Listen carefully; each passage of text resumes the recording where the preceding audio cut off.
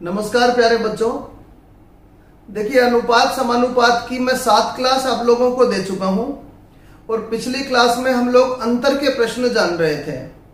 अंतर के प्रश्न बताते समय मैंने आप लोगों को कहा कि ये एक क्लास में पूरे नहीं होंगे, तो आइए उन प्रश्नों को अब और आगे बढ़ाते हैं। अब थोड़े मॉडरेट लेवल के क्वेश्चन हम लोग करेंगे, तो आप लोग भी तैयार रहें, कॉपी पेन साथ रखें और अच्छे से सीखने का प्रयास करें। आइए सीधा हम लोग प्रश्न की तरफ रुख करते हैं। ठीक है, तो 73 प्रश्न मैंने आप लोगों को करवा दिए थे, तो 74th क्वेश्चन है, एक परीक्षा में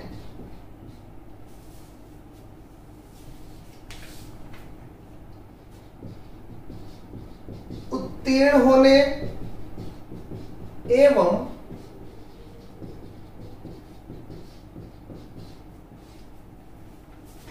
अनुत्तीर्ण होने वालों का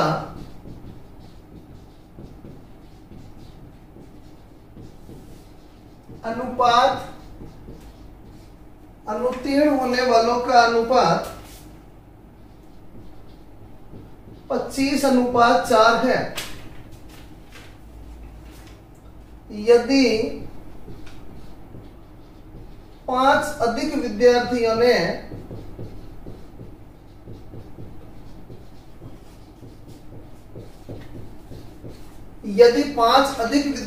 ने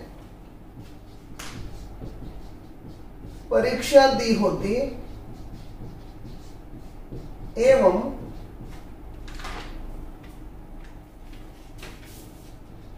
9 विद्यार्थी कम फेल होते एवं 9 विद्यार्थी कम फेल होते, माफ कीजिए 2 विद्यार्थी कम फेल होते एवं 2 विद्यार्थी कम फेल होते, तो पास व फेल का अनुपात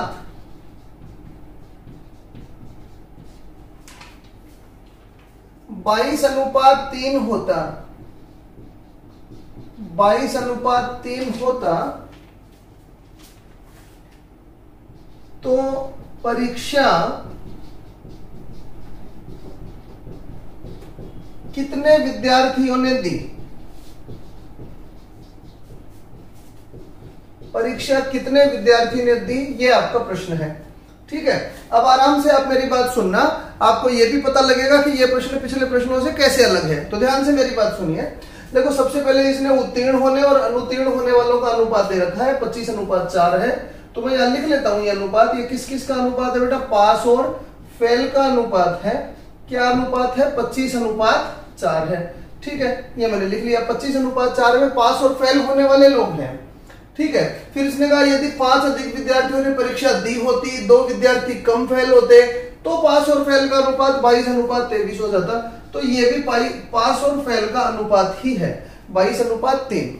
ठीक है, अब समझने की बात क्या है कि एक अनुपात आपको पास फेल का दे रखा है, फिर उससे छेड़छाड़ करने के बाद दूसरा अनुपात आ रहा है।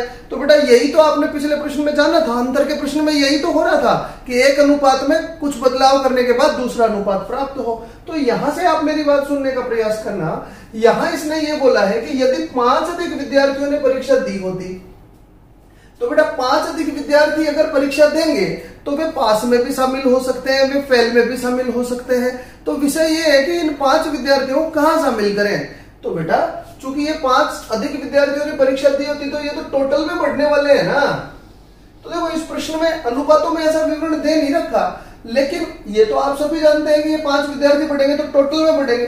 भाई जैसे मैं बोलूं 5 नए विद्यार्थी आएंगे, तो जरूरी थोड़ी है वो सारे पास हो जाए, या जरूरी थोड़ी है वो सारे फेल हो जाए।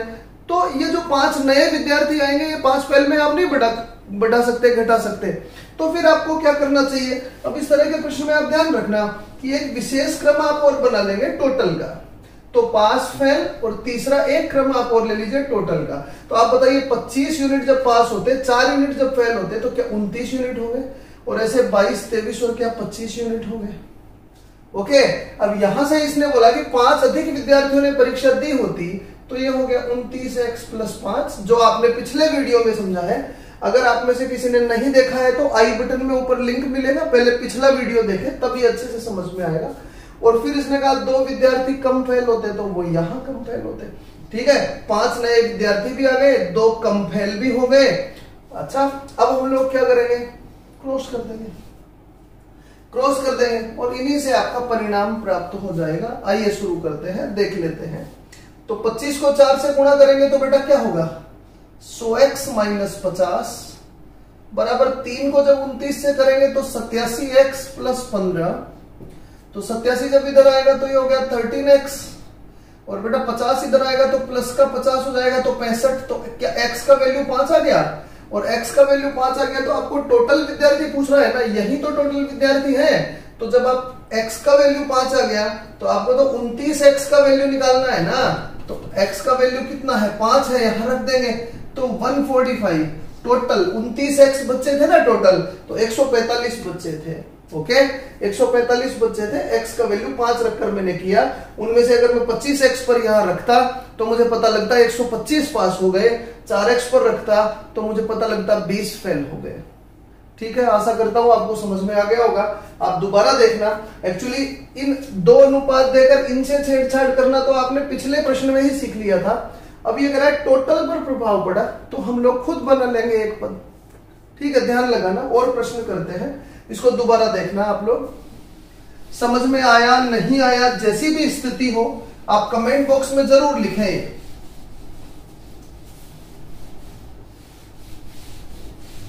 75th क्वेश्चन करेंगे, और अब आप भी थोड़ा शामिल रहिए, बताने की कोशिश करिएगा। अगर इसी तरह का प्रश्न आपको मिलता है तो खुद करने की कोशिश करना। ये कह रहा है यदि 50 लोगों ने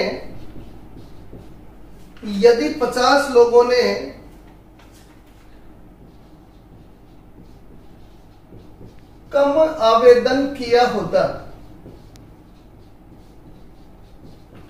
यदि 50 लोगों ने कम आवेदन किया होता और 25 कम चयनित होते,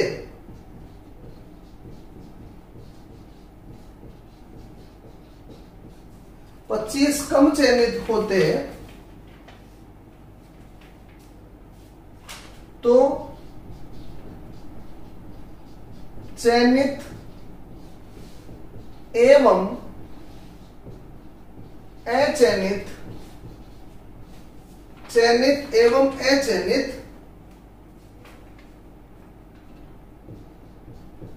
का अनुपात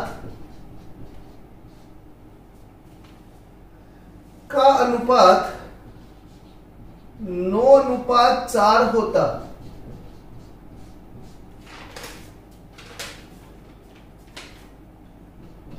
कितने लोगों ने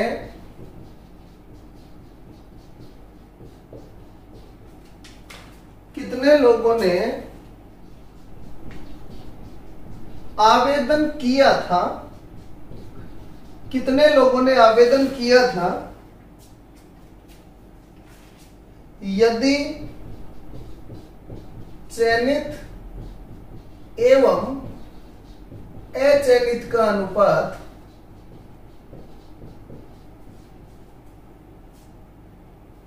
2:1 था। ठीक है, प्रश्न अच्छा है, बिल्कुल वैसा ही प्रश्न है। आराम से आप एक बार सुनने का प्रयास करना। एक्चुअली ये किसी जॉब के संदर्भ में बात हो रही है। ये कह रहा है कि अगर 50 कम लोगों ने अप्लाई किया होता, 50 कम लोगों ने फॉर्म लगाया होता और 25 कम लोग चयनित होते जितने हुए उनसे, तो फिर ये अनुपात होता। कितने लोगों ने अप्लाई किया था, यदि अनुपात 2:1 था। ठीक है, तो यहां मैं एक काम कर लेता हूं, सिलेक्टेड, रिजेक्टेड और टोटल ये बना लेता हूं। ठीक है, अब ध्यान देना आप सभी ध्यान देना। तो बेटा क्या होगा, पहले क्या अनुपात रहा था, 2:1 था। प्रश्न उल्टा लिखा हुआ है, पढ़कर देखना, भाषा समझ में आ जाएगी। असली अनुपात तो ये है, फिर अगर ऐसा हुआ होता तो ये अनुपात होता। तो असली अनुपात तो 2:1 है, तो टोटल क्या 3 हो गए क्या, बिल्कुल हो गए, यूनिट। तो यहां से अब हम लोग और आगे हल कर लेते हैं इसको। इसने कहा कि 50 कम लोगों ने आवेदन किया होता, तो टोटल में 50 कम होते यदि, समझ रहे होंगे आप, और 25 कम चयनित हुए होते, तो जो चयनित हुए हैं वे 25 कम होते यदि, आप समझ रहे होंगे भाषा क्या हो गई, इतने कम लोगों ने तो आवेदन किया होता और इतने कम चयनित होते तो ये अनुपात 9:4 हो जाता। सिलेक्टेड और रिजेक्टेड का अनुपात 9:4 हो जाता। तो वो जब 9:4 होता तो ये 13 होता। आशा करता हूं आप समझ गए होंगे मैंने क्या लिखा है। एक बार वापस समझ लीजिए आप। पहले ये 2:1 था तो मैंने कहा टोटल 3 हो गए। अब ये 9:4 है तो मैंने कहा टोटल 13 हो गए। इसने कहा 50 लोगों ने कम आवेदन किया होता तो टोटल में से 50 कम कर दिए, और 25 कम चयनित होते तो सिलेक्टेड में 25 कम कर दिए। ठीक है, तो बेटा ये दोनों समानुपात हो गए। तो यहां से क्रॉस कर देंगे। जिनमें आपने बदलाव किया ना उन्हीं के साथ क्रॉस करें। जैसे इसको आपने कुछ नहीं किया इसमें तो इसको छोड़ दें और इनसे करें आप। तो बेटा 13 को जब आप 2 से गुणा करेंगे तो बोलेंगे 26x, माइनस 13 को जब आप 25 से गुणा करेंगे तो 260, 65, 325, 13 5 65, और 13 2 26 पे 6 जोड़ेंगे तो 325। फिर 9 को जब 3 से करेंगे तो 27x, और 9 को जब 50 से करेंगे तो माइनस 450। ठीक है, अब यहां से क्या होगा बेटा, पक्षांतरित कर लीजिए। तो 27x 26x हो गया x, और ये हो गया 125। तो x का वैल्यू कितना आ गया बेटा आपके पास, 125 आ गया। इसको जब हल करेंगे तो x का वैल्यू 125 आ गया। और टोटल कितने बच्चे थे, टोटल कितने बच्चे थे, 3x थे। तो आपको 3x की वैल्यू निकालनी है। टोटली तो बताना है आपको कितने लोगों ने आवेदन किया था। तो x का वैल्यू क्या आ गया, 125। तो 3 गुणा 125 बराबर 375 लोगों ने आवेदन किया होगा। आशा करता हूं समझ गए होंगे आप लोग। तो 375 लोगों ने आवेदन किया होगा। तो थोड़ा देख लेते हैं एक बार इसको भी। 375 लोगों ने आवेदन किया होगा और वे 2:1 में थे। x का वैल्यू कितना आया था हमारे पास, 125। तो बेटा यहां से मैं बोलूंगा 250 तो सेलेक्ट थे और 125 रिजेक्ट थे। ठीक है, अब इसने कहा यदि 50 लोगों ने कम आवेदन किया होता, 50 लोगों ने कम आवेदन किया होता तो टोटल 325 रहते। एक बार उत्तर की जांच कर रहे हैं हम लोग। टोटल 325 रहते और 25 कम सेलेक्ट होते तो 225 इनमें से सेलेक्ट होते। तो 225 जब सेलेक्ट होते 325 में से तो 100 रिजेक्ट होते। आपको पता लग रहा है। तो इसने बोला कि ये अनुपात जो है ये 9:4 में होना चाहिए। तो हो रहा है 25:9 और 25:4। खैर मैंने चेक करके आपको बता दिया है। आपको ऐसा करने की कोई आवश्यकता नहीं है, आपने प्रश्न कर लिया है पहले ही। ठीक है, तो कई बार क्या होता है कि टोटल में से घटाने के लिए एक नया पद आपको बनाना पड़ेगा। आइए ऐसा एक प्रश्न और करते हैं। इस बार आप ज्यादा इंटरेस्ट लेकर ये बताने की कोशिश करिएगा कि क्या करना है। ठीक है,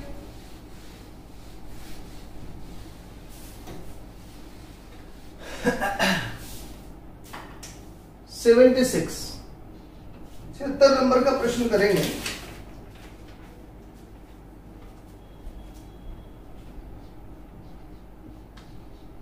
एक पटवारी की भर्ती परीक्षा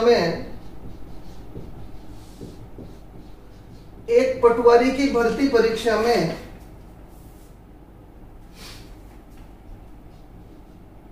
चयनित एवं अचयनित का अनुपात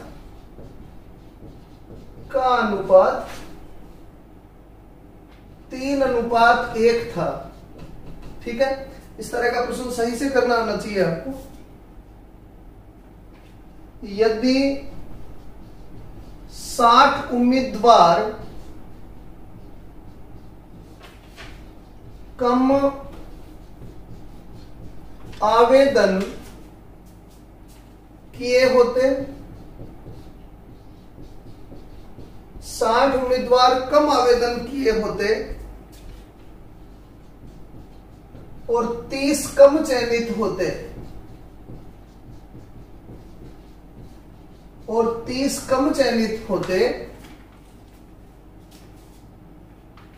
तो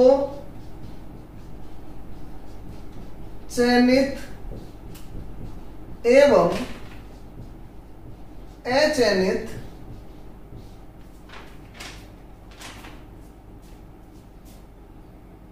का अनुपात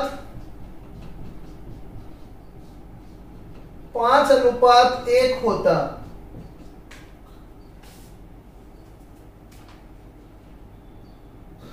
तो कितने उम्मीदवारों ने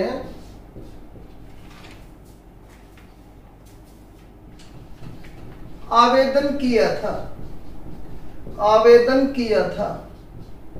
आइए हल करते हैं बेटा। वही मैं ले लेता हूं सेलेक्ट, रिजेक्ट और टोटल। ठीक है, अब आराम से आप सब मेरे साथ इसके बारे में चर्चा कीजिए। ये कह रहा है पटवारी की भर्ती परीक्षा में चयनित और अचयनित का अनुपात 3:1 था। आप बताइए, अगर चयनित, अगर 3 लोगों का सिलेक्शन हुआ, 1 रिजेक्ट हुआ, तो क्या 4 टोटल थे? क्या बिल्कुल थे। अब इसमें क्या बदलाव लाया ये कह रहा है 60 उम्मीदवारों ने कम आवेदन किया होता। तो बेटा 60 उम्मीदवारों ने कम आवेदन किया होता तो यहां ये बदलाव आता। और फिर ये कह रहा है 30 कम चयनित होते, 30 कम चयनित होते तो यहां ये बदलाव आता। तो अनुपात 5:1 रहता। तो ये अगर 5:1 रहता तो ये 6 हो जाता। ठीक है, तो अब क्या करेंगे बेटा, इनको क्रॉस करेंगे, जो मैंने आपको बार बार समझा दिया है। तो क्रॉस करेंगे तो क्या होगा, 3618x माइनस 180 बराबर 20x माइनस 300। पक्षांतरित कर लेते हैं, पक्षांतरित कर लेते हैं। 18x जब इसके पास आएगा तो 2x और 300 जब इसके पास आएगा तो 120। तो क्या x का वैल्यू 60 आ गया? तो बेटा बिल्कुल x का वैल्यू कितना आ जाएगा, 60 आ जाएगा। तो 60 4 240, टोटल 240 लोगों ने आवेदन किया था।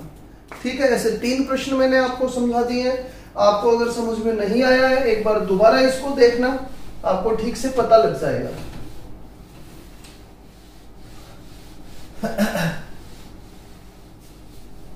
ठीक है, 77 नंबर प्रश्न करेंगे।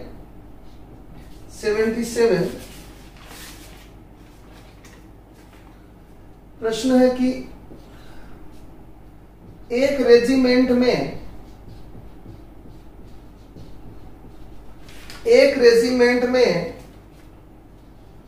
अधिकारी तथा सिपाहियों की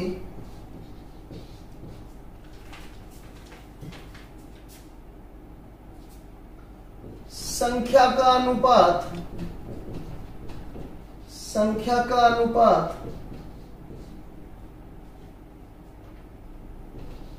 3:31 है। 3:31 है।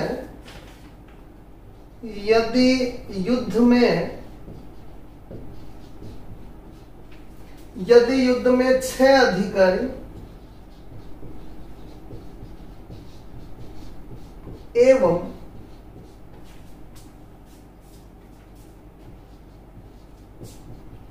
22 सिपाही शहीद हो गए हों तो नया अनुपात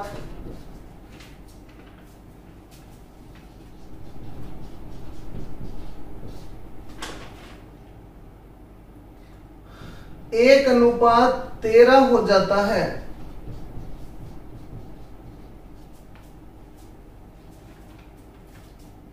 तो युद्ध से पहले रेजिमेंट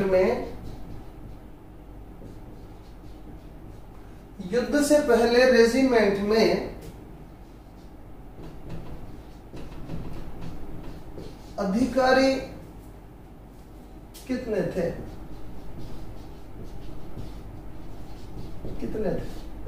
ठीक है, आइए शुरू करते हैं। तो बेटा इसने कहा अधिकारी और सिपाहियों का अनुपात है, लिख लेता हूं, अधिकारी सिपाही। तो अधिकारी और सिपाही का अनुपात 3:31 है। तो बेटा अगर मुझे टोटल निकालना पड़ेगा, अगर जरूरत हुई तो निकालेंगे, तो 34 हो जाएगा। अभी मैं नहीं कर रहा, देख लेते हैं। फिर इसने कहा युद्ध में 6 तो अधिकारी और 22 सिपाही शहीद हो गए। तो बेटा 6 अधिकारी शहीद हो गए और 22 सिपाही शहीद हो गए, तो इनमें से ही तो होंगे, तो टोटल करने की जरूरत ही नहीं है भाई। इनमें से तो 6 शहीद हो गए और इनमें से 22 शहीद हो गए। ठीक है, तो नया अनुपात 1:13 हो गया। देन नथिंग टू डू, बस क्रॉस कर दीजिए। ये आपने पिछले प्रश्नों में ही जान लिया था। ये प्रश्न यहां समझाने का उद्देश्य ये है कि आप ये बात समझ जाएं कि कब आप टोटल में से करेंगे। जब बदलाव इन्हीं में आ रहा है तो इनमें करिए ना, और जब बदलाव टोटल में आ रहा है, जैसे मैं कहता कि 15 सिपाही या 15 सैनिक और शामिल हो गए, तो वो अधिकारियों के रूप में भी हुए और सिपाहियों के रूप में भी हुए, उनका बंटवारा नहीं कर सके, तो टोटल में करना चाहिए था। अब इसको क्रॉस कर लेते हैं। तो 13 को जब 3 से गुणा करेंगे तो 39x माइनस 13 को जब 6 से गुणा करेंगे तो 78 बराबर, और इसको करेंगे तो 31x माइनस 22। ठीक, यहां से इसको हल करेंगे तो देखिए 39x 31x का तो हो गया 8x, और इनको जब पक्षांतरित करेंगे तो 56, तो x बराबर 7 आ गया। x बराबर 7 आ गया तो x का वैल्यू रख दीजिए यहाँ। ये पूरा अधिकारी कितने थे, तो x का वैल्यू यहाँ रखेंगे तो आप बोलेंगे 21 अधिकारी थे। सिपाही का पूछता तो यहाँ रख देते। ठीक है, समझ में आ गया होगा आपको। अगला प्रश्न करते हैं 78।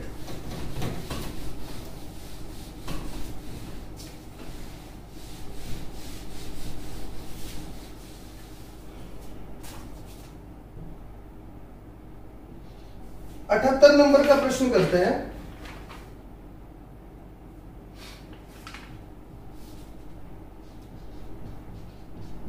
गुप्ता जी एवं उनकी पत्नी, गुप्ता जी एवं उनकी पत्नी का वजन 7:8 में है। गुप्ता जी एवं उनकी पत्नी का वजन 7:8 में है, एवं उनका कुल वजन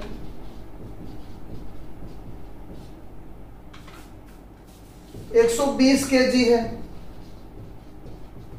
एवं उनका कुल वजन 120 केजी है। यदि गुप्ता जी अपना वजन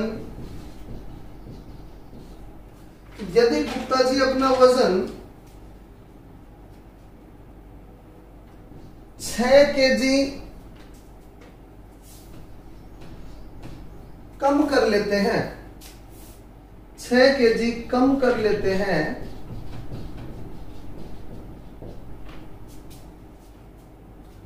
तो वजन का अनुपात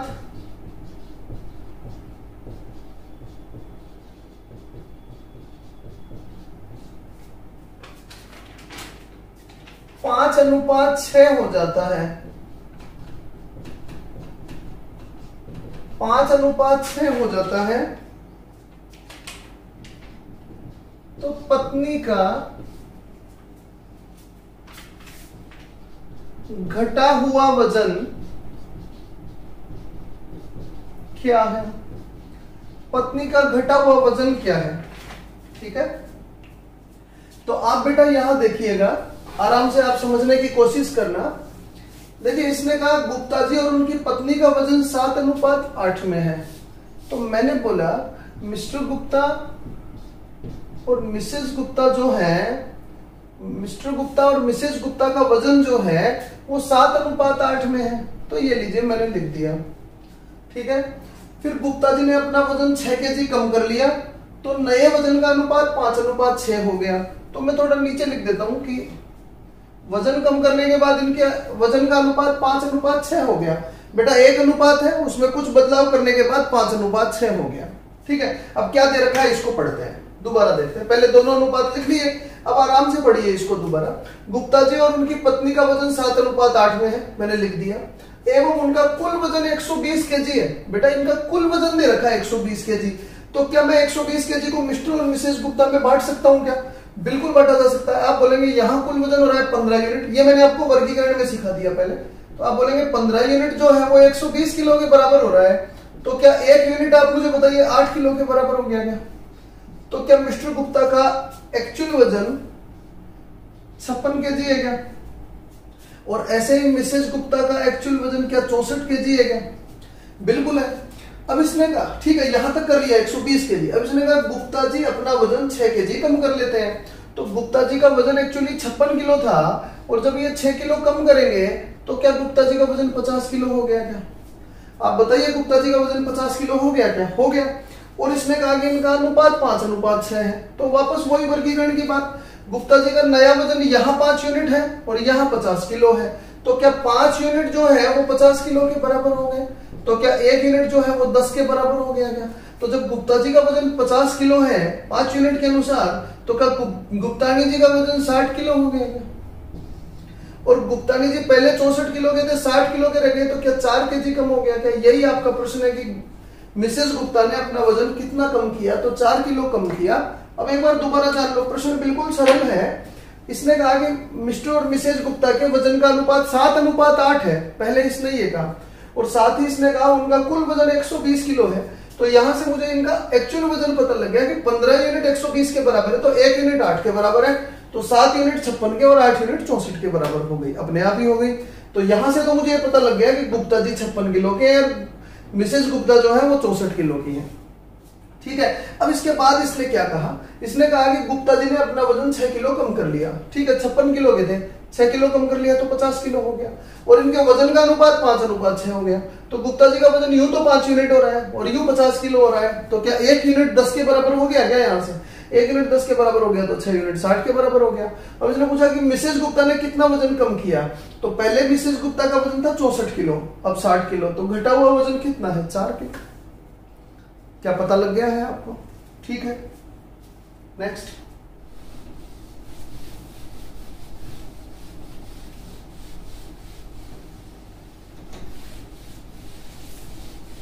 सरल प्रश्न है, बस अनुपातों की थोड़ी समझ अगर अंदर विकसित हो जाए ना, तो बहुत आराम से आप सारी चीजों के उत्तर दे सकते हैं। देन 79 नंबर प्रश्न करते हैं।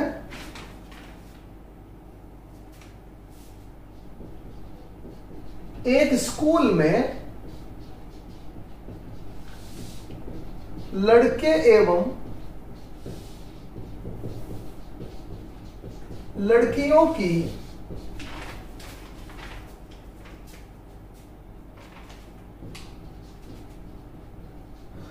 संख्या का अनुपात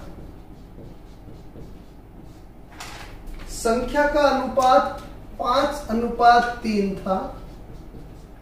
5:3 था।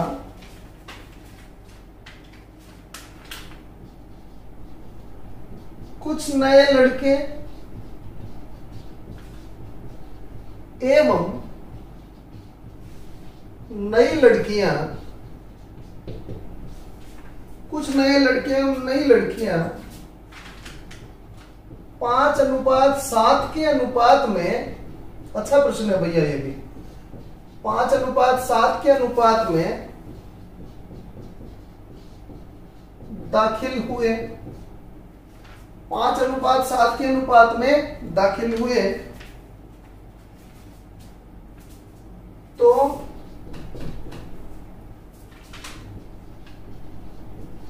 कुल छात्र 1200 हो गए तथा लड़के व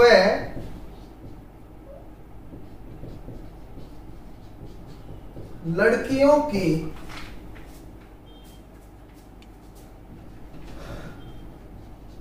संख्या का अनुपात, लड़के व लड़कियों की संख्या का अनुपात 7:5 हो गया।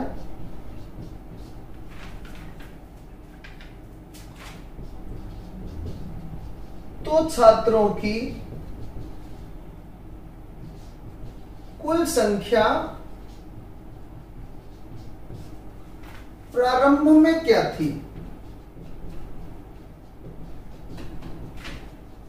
प्रारंभ में क्या थी? ठीक है, ये क्वेश्चन है। अब बेटा इसमें प्रॉब्लम क्या है इस क्वेश्चन में? अच्छा प्रश्न है, और कैसे मैं इसको अच्छा बोल रहा हूं ध्यान से सुनो। एक स्कूल में लड़के और लड़कियों की संख्या का अनुपात 5:3 था। ठीक है, एक बार मैं इस 1200 को छोड़ देता हूं, बस प्रश्न पढ़िए। एक स्कूल में 5:3 में लड़के और लड़कियां थी, फिर कुछ नए लड़के और नई लड़कियां 5:7 में प्रवेश लिए। ठीक है, जैसे 50 लड़कों ने प्रवेश लिया हो तो फिर 70 लड़कियों ने प्रवेश लिया। तथा लड़के और लड़कियों की संख्या का अनुपात 7:5 हो गया। एक्चुअली तीनों ही अनुपात आ गए बेटा। अभी तक के प्रश्नों में क्या हो रहा था?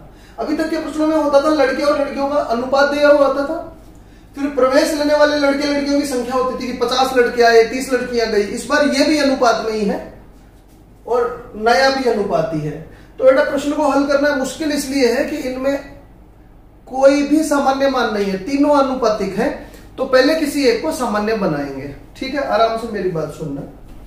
तो पहले बॉयज और गर्ल्स जो थे वो 5:3 में थे, 5:3 में थे। फिर जो प्रवेश लिए जिन्होंने वो 5:7 में लिए। तो अब बॉयज और गर्ल्स जो है वो 7:5 में है, पर साथ ही आपको ये पता है बेटा कि इनकी कुल संख्या 1200 है। तो क्या यहां से मैं ये बोल सकता हूं कि 12 यूनिट 1200 के बराबर है, तो 1 यूनिट 100 के बराबर हो गया। तो अब ये 700 है और ये 500। इस बात पर वापस जोर दे लीजिएगा, वापस समझ लीजिएगा मैं क्या कहना चाह रहा हूं। अब की संख्या 700 और 500 इसलिए कह दी क्योंकि 7:5 में थे और टोटल 1200 थे। तो ये लीजिए, एक हमारे पास वास्तविक मान आ गया, एक वास्तविक मान होना जरूरी है। तो अब क्या मैं इसको ऐसे लिख सकता हूं कि अब जो 700 लड़के हैं और 500 लड़कियां हैं, इनमें से यदि मैं 5x और 7x कम कर दूं तो ये पिछला अनुपात होगा। आराम से मेरी बात सुनिए बेटा जी, आराम से मेरी बात सुनिएगा। इनमें ये बढ़ाया जाना है या इनमें से ये कम किया जाना है। भाई पुराने वालों में नए विद्यार्थी आ गए तो ये हो गए, और अब वालों में अगर ये जो आए हैं इनको घटा देंगे तो पुराने विद्यार्थी बच जाएंगे। तो मैंने यही कर लिया कि 700 लड़के और 500 लड़कियां फिलहाल हैं, इनमें 5:7 में ये बड़े थे, तो मैं उनको अगर कम कर दूं 5x और 7x, मैं वापस कह रहा हूं एक वास्तविक मान में से एक आनुपातिक मान या एक आनुपातिक मान से वास्तविक मान आपको घटाना है। तो एक बार और समझ लो आप इसको। पहले बॉयज और गर्ल्स 5:3 में थे, 5:7 में नया प्रवेश हुआ, तो यहां से वे 7:5 में हो गए और उनकी कुल संख्या 1200 है। तो 12 यूनिट 1200 के बराबर हो गया, तो 7 यूनिट 700 और 5 यूनिट 500 के बराबर हो गया। इनमें क्या संबंध है? पहले अनुपात था, फिर ये आए, तब ये संख्या हो गई। तो अब अगर मैं इसको उल्टा पढ़ूं तो ऐसे नहीं पढ़ूंगा कि अब ये संख्या है, आने वालों को अगर घटा दोगे तो पिछली संख्या बच जाएगी। तो मैं यही कह रहा हूं कि 700 में से 5x और 500 में से 7x घटाएंगे तो 5:3 हो जाएगा। और इसको क्रॉस कर दीजिए, क्रॉस करेंगे तो क्या हो गया ये बेटा, 2100 माइनस 15x बराबर ये हो गया 2500 माइनस 35x। आप ऑप्शंस की सहायता लेकर भी कर सकते हैं, पर मैं आपको कंसेप्ट ही बताना चाहता हूं। तो यहां से मुझे पता लग गया बेटा 20x और बराबर 400। तो बेटा x का वैल्यू कितना हो गया, 20 हो गया। x का वैल्यू 20 हो गया, तो इसका मतलब यही तो x रखे थे आपने, x का वैल्यू 20 हो गया, इसका मतलब 20×5 100 और 20×7 140 इन्होंने प्रवेश लिया। तो अब आप मुझे बताइए 700 लड़के अब हो रहे हैं जिनमें 100 ने अभी प्रवेश लिया, तो क्या पहले ये 600 रहे होंगे? क्या पहले देखो यहां इन्हीं पर तो x लगाया आपने 5x और 7x। तो यहां से मैं क्या बोल रहा हूं, यहां रख लीजिए, ये ले x का वैल्यू 20 आया ना, x का वैल्यू 20 आया तो ये 100 हो गया और ये 140 हो गया। तो 700 लड़के तो अब है, 100 ने प्रवेश लिया था, इसका मतलब पहले कितने लड़के थे, 600, और 500 लड़कियां अब है, 140 ने प्रवेश लिया था, तो पहले 360 थे। तो प्रारंभ में कुल संख्या कितनी थी? तो आप बोलेंगे 960 विद्यार्थी प्रारंभ में इस विद्यालय में थे। ठीक है, आशा करता हूं पता लग गया होगा आपको। आगे बढ़ेंगे, आप दोबारा देखना, वीडियो को पॉज करके मैंने जो भी बोला उसको समझा करें। सर दोबारा तो रिपीट नहीं किए आप बेटा, आप वीडियो को रिवाइंड करके खुद दोबारा रिपीट कर सकते हो, मैं तो दोबारा भी वही बात बोलूंगा ना। ठीक है, 80 नंबर का प्रश्न करते हैं। एक विद्यालय में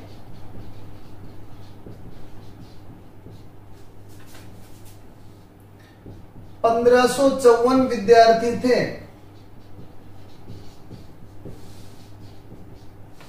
एक विद्यालय में 1554 विद्यार्थी थे। लड़कों एवं लड़कियों की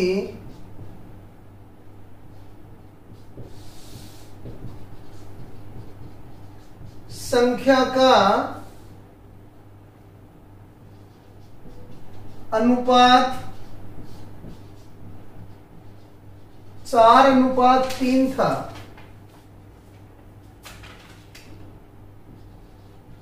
कुछ दिनों बाद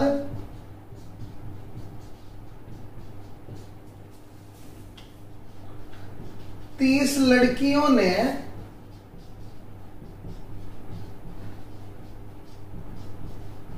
उस विद्यालय में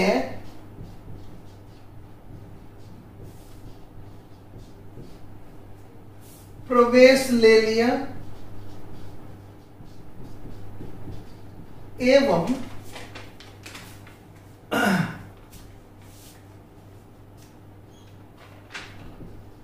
कुछ लड़कों ने वह विद्यालय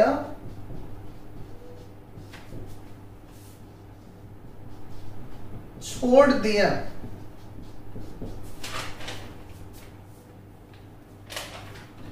परिणाम स्वरूप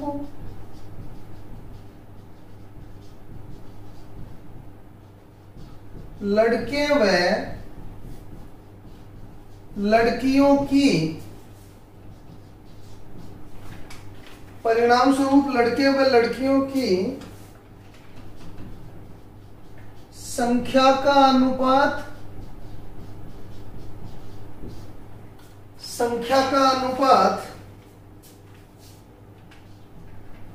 7:6 हो गया। तो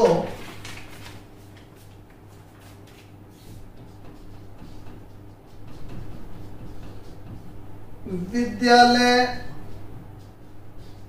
छोड़ने वाले लड़कों की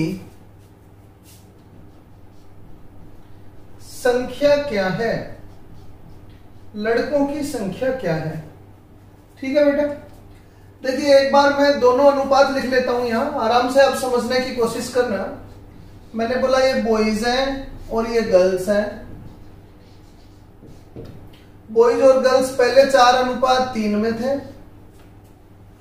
फिर कुछ दिनों बाद 30 लड़कियों ने विद्यालय में प्रवेश ले लिया, कुछ लड़कों ने छोड़ दिया, तो परिणाम स्वरूप ये 7:6 हो गया।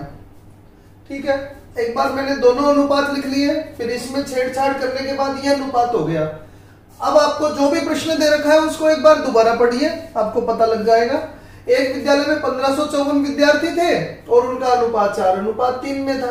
तो आप बताइए क्या यहाँ 7 यूनिट विद्यार्थी हो रहे हैं क्या? तो आप बोलेंगे 7 यूनिट जो है, आराम से समझना, 7 यूनिट विद्यार्थी जो है क्या वो 1554 के बराबर है? बिल्कुल है। तो क्या एक यूनिट विद्यार्थी जो है 7 2 14 222 हो गया? बिल्कुल हो गया। तो ये जो 4 यूनिट बच्चे लड़के बोल रहा है, एक यूनिट 222 है, तो ये टोटल 888 हो गए और ये जो है ये 666 हो गया। पता लग रहा होगा आप लोगों को। इसने कहा एक विद्यालय में 1554 विद्यार्थी 4:3 में है, तो मैंने उनकी संख्या निकाल ली।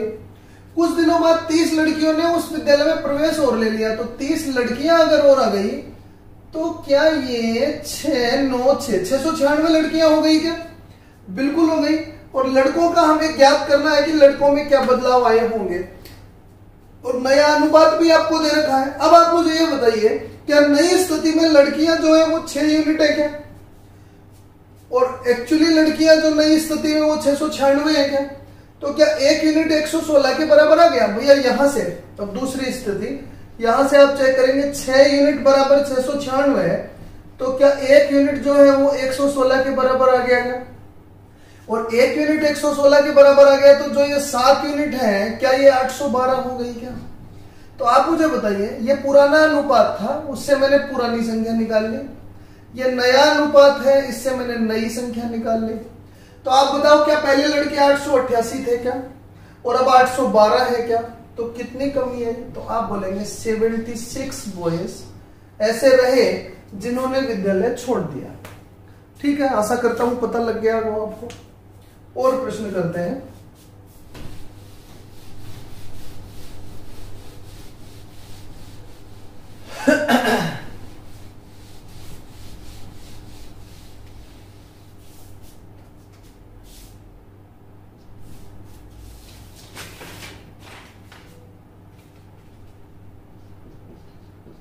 एक स्कूल में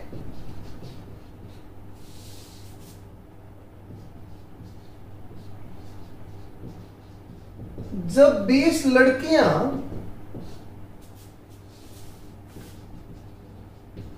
स्कूल छोड़ देती हैं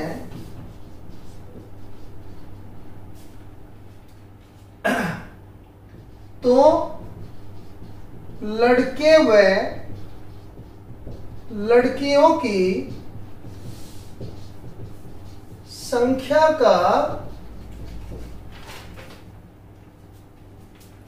अनुपात 3:2 हो जाता है। 3:2 हो जाता है। अब 30 लड़के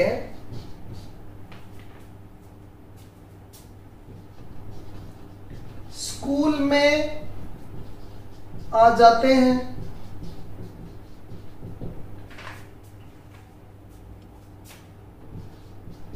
तो यह अनुपात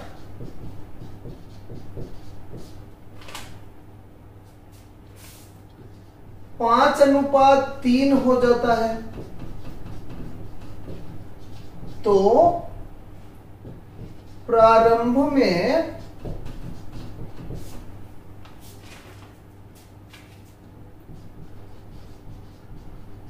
कितने लड़के लड़की थे? ठीक है, देखिए ये जो प्रश्न आपको दिया गया है, एक स्कूल में 20 लड़कियां स्कूल छोड़ देती हैं, तो मैं एक काम करता हूं, पहले इसका एक प्रारूप बना लेता हूं कि क्या दे रखा है। बॉयज हैं, गर्ल्स हैं। अब ये पता नहीं कितने बॉयज हैं कितने गर्ल्स हैं, पर ऐसा जरूर पता है कि 20 लड़कियां स्कूल अगर छोड़ दें तो 3:2 का अनुपात होता है।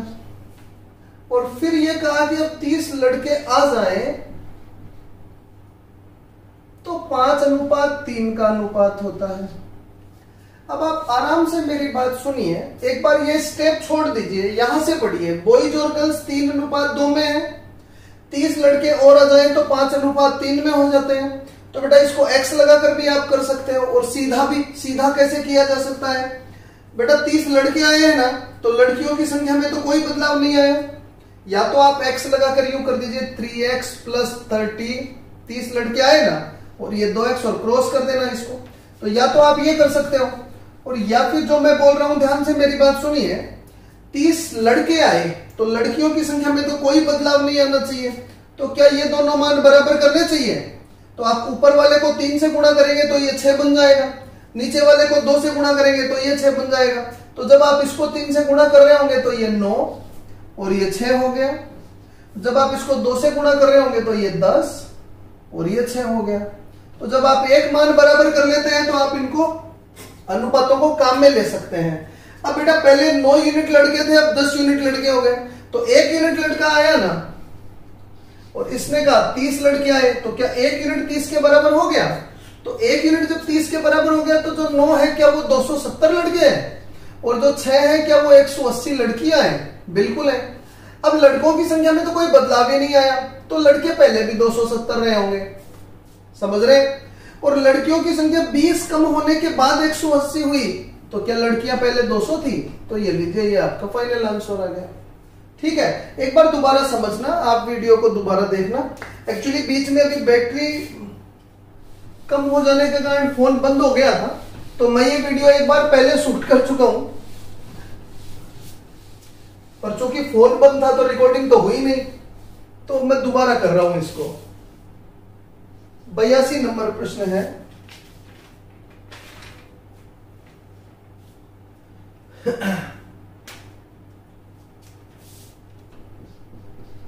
एक राशि पी क्यू आर के बीच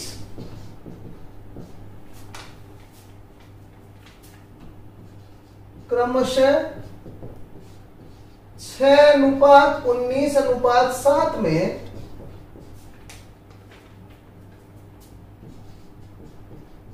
बांटी जानी है,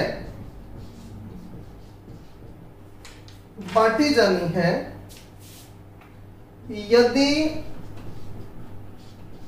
आर अपने हिस्से के 200 रुपए क्यू को दे दे, तो पी क्यू तथा आर के हिस्से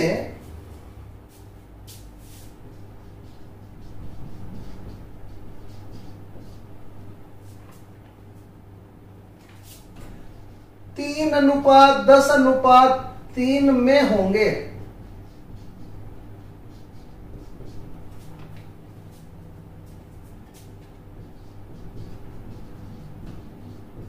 तो कुल राशि क्या थी? ठीक है बेटा, ये हमारा प्रश्न है, आराम से सुनना। अच्छा प्रश्न है, एक बार देखिए। इसमें भी आपको 2 अनुपात दे रखे हैं, तो मैंने अंतर के प्रश्न ही तो समझाना चाहे इतनी देर से आपको। मान लीजिए पी क्यू आर जो है उनके धन का अनुपात पहले 6:19:7 था। फिर क्या हुआ बेटा, आर ने अपने हिस्से के 200 रुपए निकाल के इसको दे दिए, तो इनके धन का अनुपात क्या हो गया, 3:10:3 हो गया। ठीक है, तो या तो वही काम की इस पर एक्स लगाओ, इस पर एक्स लगाओ, -200 + 200 क्रॉस कर दो, या तो उससे करो। और या देखो आप और क्या कर सकते हो, ध्यान से मेरी बात सुनो। देखो 2 बातें कहना चाहता हूं। पहली ये कि इसने 200 रुपए अपने पास से निकाले और इसको दे दिए, तो ऐसा ही तो हुआ कि इसके पास से 200 कम हो गए, इसके पास 200 आ गए। तो टोटल धन पर तो कोई फर्क नहीं पड़ा, वही धन तो घूमा है ये भाई। 200 रुपए एक के पास कम हुए तो दूसरे के पास बढ़ गए, तो टोटल धन पहले जितना था अभी भी उतना ही है। तो क्या पहले टोटल धन 25 और 7 32 यूनिट था क्या? यहां देखिए, इन सबको जोड़ेंगे तो 32 यूनिट था क्या? और अब क्या ये 16 यूनिट है क्या? तो आप एक तो ये काम कर सकते हैं कि टोटल धन बराबर कर दें, नीचे वाले को 2 से गुणा करेंगे तो ये 32 यूनिट हो जाएगा। दूसरा मैं ये कह रहा हूं कि आर ने अपनी राशि क्यू को दी, तो पी के साथ तो कोई छेड़छाड़ नहीं हुई। तो अब देखिए पी को पहले 6 यूनिट था, अब 3 यूनिट है, जबकि पी के साथ तो छेड़छाड़ ही नहीं हुई, तो अभी भी 6 यूनिट होना चाहिए ना। तो इसको इन दोनों को बराबर करना है, तो 2 से गुणा करेंगे। तो बेटा चाहे आप टोटल धन को बराबर कर लो, चाहे पी के धन को बराबर कर लो, नीचे वाले पदों को 2 से गुणा करना है। करेंगे तो ये 3 6 हो जाएगा, ये 10 20 हो जाएगा, और ये 6 हो जाएगा। अब इसने देखो 1 यूनिट धन दिया, उसको 1 यूनिट धन मिल गया, और यहां ये 200 के साथ हो रहा है। तो क्या 1 यूनिट जो है वो 200 के बराबर है क्या? 1 यूनिट 200 के बराबर है, तो क्या 6 यूनिट 1200 के बराबर, और 19 यूनिट 3800 के बराबर, और 7 यूनिट 1400 के बराबर हो गई क्या? तो यहां से आप क्या बोलेंगे, 3800 1200 5000 और 1400 6400 रुपए टोटल धन था। ठीक है, आशा करता हूं आपको पता लग गया होगा। एक प्रश्न और करेंगे, ये आज के लिए अंतिम प्रश्न होगा, और बहुत अच्छा प्रश्न है, तो जरूर ध्यान दें इस पर आप।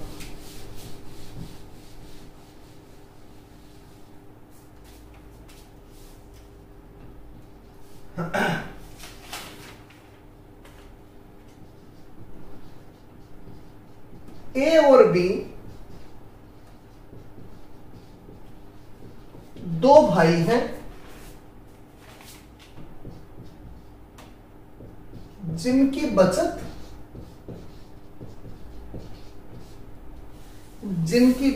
4:5 में है।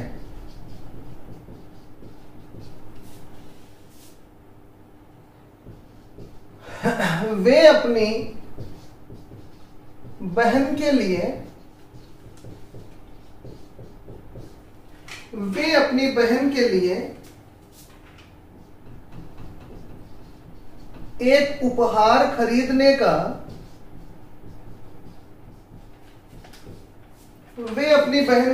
एक उपहार खरीदने का निर्णय लेते हैं, वे अपनी बहन के लिए एक उपहार खरीदने का निर्णय लेते हैं तथा खरीदे गए उपहार को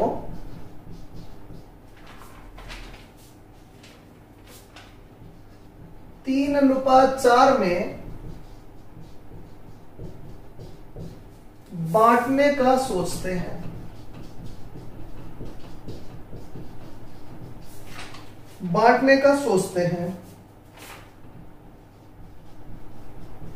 उपहार खरीदने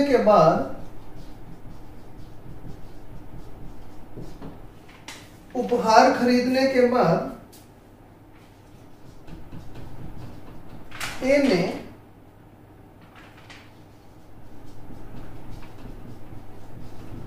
अपने हिस्से का 2/3 भाग एवं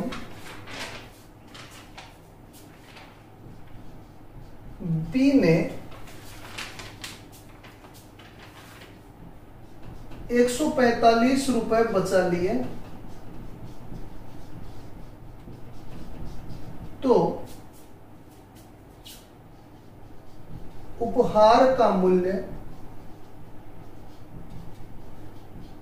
क्या था?